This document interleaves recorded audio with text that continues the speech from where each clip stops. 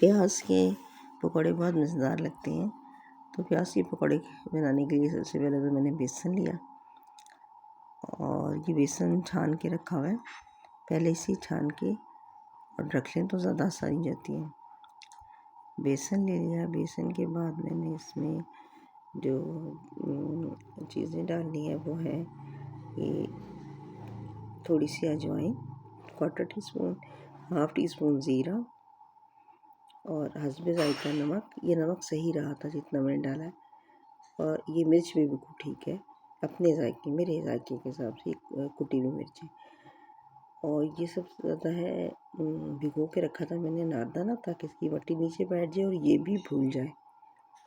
अच्छा, अब और करना तो ये ज़ीरा, अजवाइन, अनारदाना, साबित धनिया, ये सब और पुदीना जो हम इस्तेमाल करते हैं पकौड़ों में, ये सब हाजमे के लिए होता है और जायका इससे भी बन जाता है। तो जब मैंने प्याज के पकौड़े बनाने तो इसके मैंने मोटे मोटे ना रिंग काटे हैं। इसमें स्लाइस नहीं करती बल्कि इसको रिंग को इस तरह मैं खोल लेती हूँ और मोटे काटती हूँ। तो ये असल में अगर बहुत मोटे काट के खाली प्याज के रिंग के बनाए तो बहुत मज़े के लगते हैं, लेकिन मैं इन्हें पकौड़ों की शेप देती हूँ। अब ये मेरे पास 1 टेबल स्पून ना कुटा हुआ साबित धनिया है।